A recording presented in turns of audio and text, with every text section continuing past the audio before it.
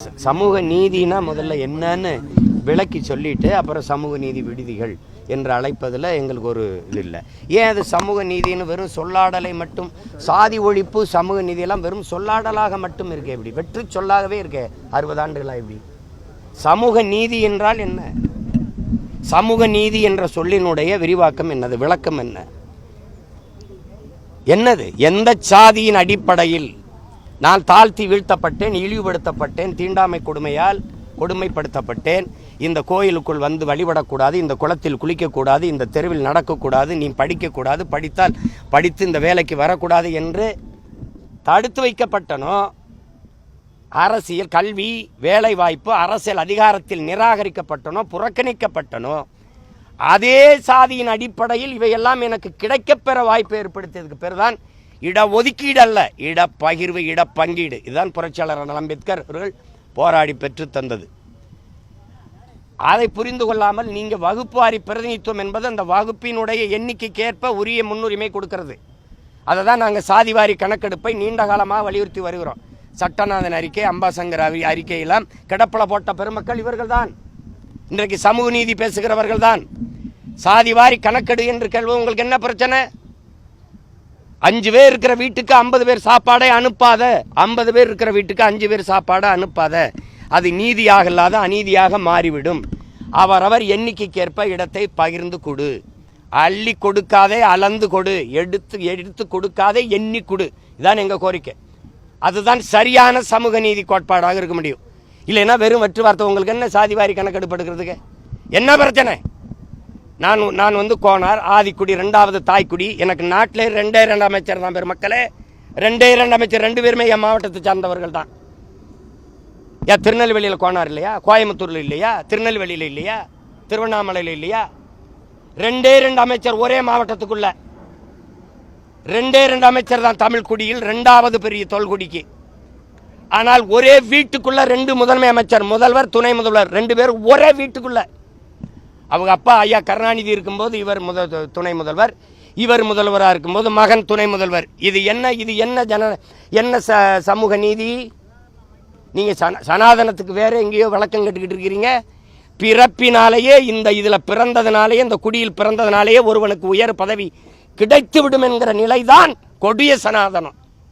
வீட்டுக்குள்ள சனாதனத்தை வச்சுக்கிட்டு ரோட்டில் நாட்டில் வந்து ஒழிக்கிறேன்னா யாரை ஏமாத்துறது? அதெல்லாம் எங்கள் தாத்தன் பாட்டை, எங்கள் அப்பன் பெரியப்பன் காலத்தில் போயிடுச்சு. இது பிரபாகரன் பிள்ளைகளின் காலம், ரட்டமலை சீனிவாசனின், அயோத்தியாச பண்டிதர், MC ராஜா போன்ற பெருமக்களின் பேரனும் பேத்தியும் கிளர்ந்தெழுகிற காலம் இது.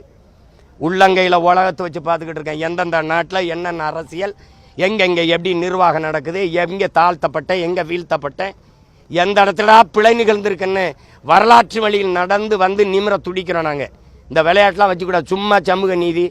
இந்த நாட்டில் எண்ணற்ற பெரியவர்கள், எங்கள் தாத்தா விட கல்வியாளர் இருக்கானடா இந்த நாட்டில். அவன் பேர் ஏன் ஒரு கல்விக்கூடத்துக்கு ஒரு இதுக்கு இருக்கா, ஒரு கல்லூரிக்கு இருக்கா? எதுக்கு? ஏன் இல்லை?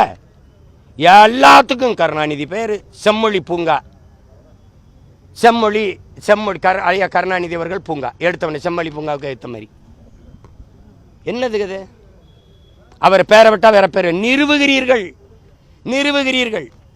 பெரியாரை தந்தை என்று சொல்லும் போதும், தமிழர் தலைவர் என்று சொல்லும் போதும் தலையாட்டி கொண்டிருந்த தமிழ் சமூகம் இன்னைக்கு ஐயா கருணாநிதி அவர்களை தமிழர் கடவுள், தமிழ் கடவுள் என்று சொல்லும் போதும் தலையாட்டி கொண்டிருக்குது. இது மாதிரி ஒரு கேவலம். 5 முறை எங்களை ஆண்டவர், அதனால் அவர் தான் எங்களுக்கு ஆண்டவர் என்று சொல்வதை சகித்து கொண்டிருக்கிற மானங்கட்ட கூட்டமாக மாறிக்கொண்டிருக்குது. இது அன்னைக்கே தலையாட்டாம நிமிந்து யார் யா தந்தை, யார் யா தலைவர்னு கேட்டிருந்தா இவன் பேச்சிருப்பாங்களா? அன்னைக்கு கொடுமை. அதனால புறக்கணிக்கப்பட்ட வரலாற்றில் புறக்கணிக்கப்பட்ட இனத்தின் மக்கள் ஒரு நாள் தங்களுக்கான வரலாறை தாங்களே எழுதுவார்கள் என்று அறிவாசான அம்பேத்கர் எங்களுக்கு கற்பித்திருக்கிறார். அந்த வரலாற்றை நாங்கள் திருப்பி மீண்டு எழுதுகிற காலத்தை உருவாக்கி கொண்டிருக்கிறோம்.